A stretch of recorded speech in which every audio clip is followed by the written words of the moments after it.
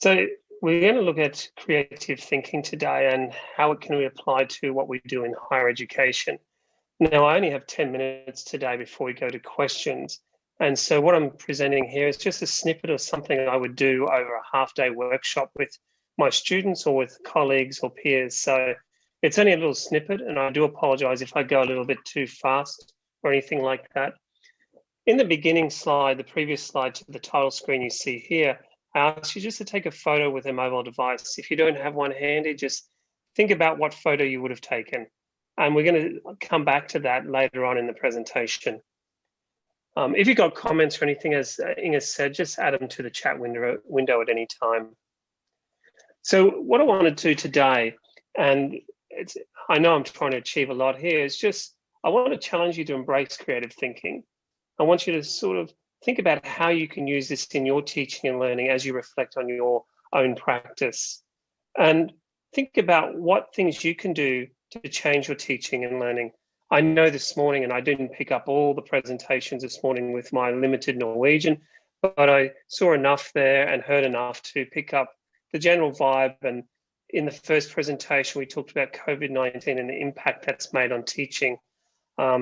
It's just a shame it's taken a pandemic for us to start thinking differently about teaching and learning. I'm not saying everything we do now is the right way of doing things, but there's been a really good amount of creativity coming through. And as teachers, we're also looking at the well-being of our students. I'm seeing that come through as well when we think about what about the social perspective. So I'll try to bring in some examples as I go through this today and try to connect us with different ways of thinking and probably look at how we can identify what might block some of our creativity, especially when we're moving fast. Just to recap, if you're not quite sure of what creative thinking is, it's essentially the ability to look at problems or situations in a different perspective. It's a new way of looking at things. You've always done something a particular way, but can you take a step back and look at them from a different perspective? It builds on new ideas, and I'm sure lots of you have different definitions of what creativity is. And if you've got some time, just throw some ideas into the chat window there, what you think creativity might be. But the creativity is something that we should be embedding within our teaching. It doesn't matter what we teach. We should be embedding that as a type of soft skill. A lot of people refer to critical and creative thinking as a 21st century skill. I don't like using the word 21st century skill because we're so far into the 21st century already. I'm looking beyond that. I'm looking at our students and who they're going to be in the future and what their role in society is. Do we stop now with the 21st century, or do we go beyond the 21st century? I think critical and creative thinking is one of many different soft skills we have. You would have heard things like the 4 C's of 21st century schooling, and that looks at communication, collaboration, creativity, and critical thinking. There's many different definitions when it comes to 21st century thinking. So what I want you to do now is I want you to think about a photo. I want you to think about your surroundings. I want you to think about what is around you. And if you didn't take a photo previously, that's okay. Think about taking a photo now that you think might be a creative photo. So earlier I just asked you to take a photo. What I want you to do now is, if you've got a smart device beside you, take a creative photo of anything that you like. I can see a couple of cameras being pointed up, which is good. I see in the chat there someone saying, in music, repeat your mistake and insist it was creativity. That's a good way of looking at it. I had never thought of that, not being a musician. So I know this activity is a little different, and I've tried to change this activity to suit the online perspective here in the virtual presentation. When I use the word creative, what goes through your mind? What do you think about when you are asked to take a creative photo? And the reason I do this and I won't ask you to respond here because I know I've got limited time, but I've done this with groups of colleagues and peers and students in the past when we're looking at new ways of teaching and new pedagogical approaches to teaching. And some of the comments are that, well, you've added the word creative to it, so therefore I need to look at things differently. I need to think about it. I need to change the angle of my camera. I need to put it upside down or look towards the ceiling, or I need to use a filter or something like that. So we start to see that people take a creative photo. Then you've always got the one or two people in your group that say, well, my first photo was creative because I always think creatively. I always try to think in that manner. But thinking creatively all the time is quite tiring. So we know it's not possible to do it all the time. But a lot of people, when they do pick up a camera, all of a sudden change their mindset. When we walk into a classroom, we think about what are we going to work with our students on? We've got a plan, we've got a lesson. What if we did some formative feedback at the start of the lesson and we realize that everything we've planned for needs to go out the window because all our students know that already? We need to start from a new perspective. And thinking on your feet is difficult. And this is where creativity on the fly comes into play. So creativity is an interesting thing. And it's something that everyone is sort of talking about now when we come to planning online. How can we do things differently? How can we look at this in a different perspective? What about my students? How do I get them to switch their cameras on? In some countries, it's not even allowed by law for students to switch their cameras on. So creativity is really a difficult concept to come to grips with, but it's something that we're all encouraging our students to do, and something that our leaders often encourage us to do when we're looking at changing our approaches in the classroom. So the emphasis that I wanted to place on today's session was what stops your creativity, because we're all creative in some ways. And if anyone's watched some of the Ken Robinson videos that were online many years ago, he talks about education killing creativity. He talks about when students are in school in the early years, they have to conform to a certain way of doing things or drawing something. And if you've ever got the time to watch it, have a look at Ken Robinson's video on education and creativity. It's well worth it. But what I wanted to do here was I wanted to look at what stops your creativity. And I draw on some of the work of James Adams, and I think he first published this work in 1974, so it's quite old. But I was giving a workshop recently on creativity when this came up, and I thought this would be a nice thing to look at now.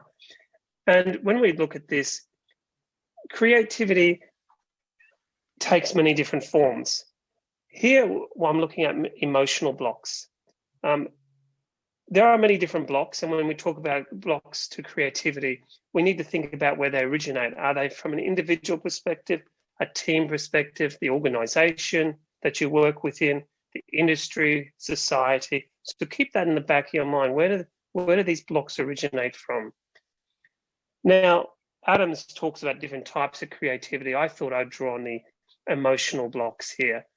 So we're looking about emotions. It's something my wife says I'm not real good with, but it's something I tend to talk about when it comes to creativity. The first one I wanted to talk about was fear. And that's the fear to make a mistake, to fail, or to take a risk. Fear is a big thing, and that can block our creativity. So how do we overcome that fear? And if you can sort of identify some of these as part of your blocks to creativity, just drop that into the chat window as we're going. For me, it's usually time, which is the fourth one down on this list. That's usually what I find is my biggest block in putting time aside to think about ideas and to do things. And that's something we really didn't have in the beginning when we decided to go from face-to-face teaching to online teaching when COVID-19 came about. But fear, that's one of the issues that people don't want to talk about what they've got, what their ideas are. And sometimes they don't want to talk about these because they're judged. And the third one down on my list here is judgment. It's because sometimes we don't have that safe environment where we can talk about our ideas, talk about what we'd like to do, and maybe talk about how we'd like to change assessment or teaching practice, with fear of being put down when we suggest a new idea. And that's the judgment part. That's where people are rather quick to judge ideas or to put others down when they suggest something. So that person tends to go back into the corner and not say something. They're very creative people, but they have that fear. Then we got the ambiguity, which is a second on my list here. And ambiguity, it's about feeling, how comfortable do you feel with change? Are you a person that likes change? Sometimes people don't like to change, and we have to acknowledge that. And so we have to bring them on that journey. They can be leaders, they can be people we work with, that can be the industry as a whole. Sometimes they feel it's safer to maintain the current situation because they can achieve at the same level. I know that they're always going to achieve at that level without taking that risk. Judgment, as I said, it's a preference for judging ideas. Here, judgment, we need to think about what tactics help you to generate and share ideas in safe places, free from judgment. We don't want judgment. Judgment's good, but let's make it positive judgment, not negative judgment. Time. How much time do you intentionally dedicate to reflect and develop new ideas? I know that life as a teacher is quite hectic. I've been teaching for over 20 years, and sometimes I think it's the time that I struggle with, and other times it's the fact that I'm trying to do too much. Sometimes it's better to spend more time doing something well than to spend that time doing something that's not so well.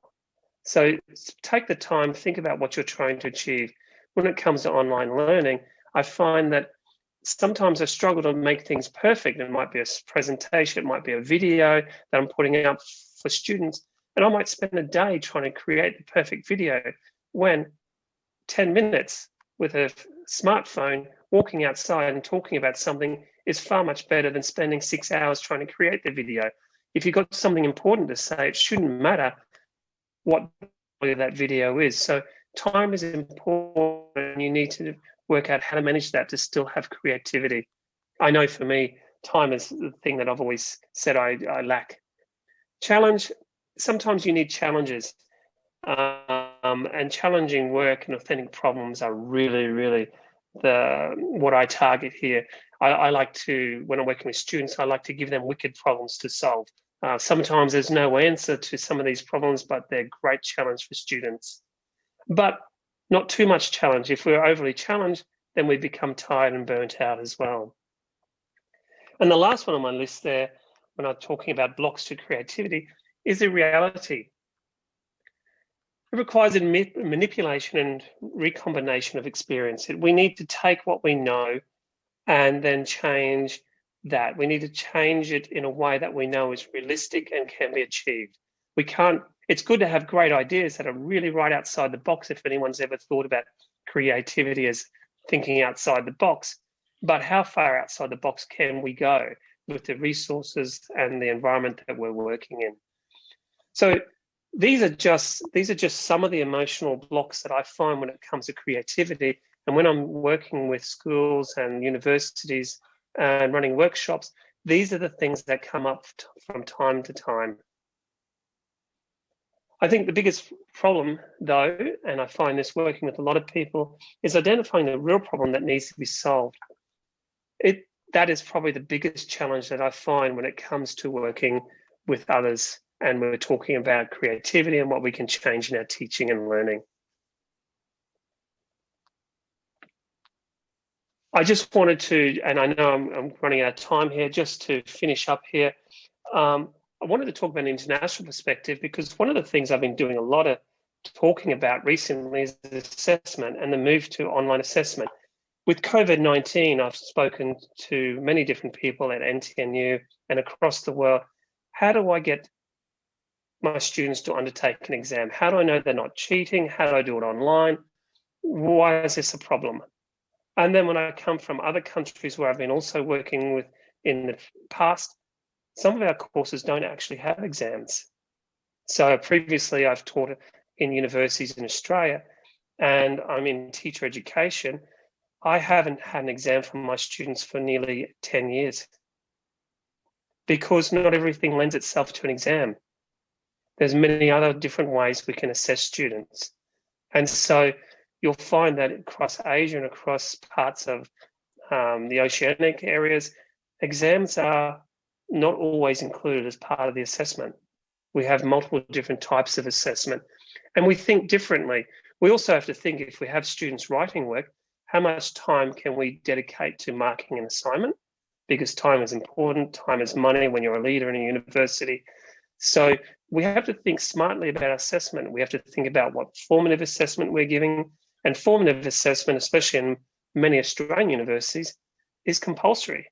At the end of the semester, you have to demonstrate with the submission of your results for all students how you've used formative and summative assessment as part of your teaching and learning for the semester.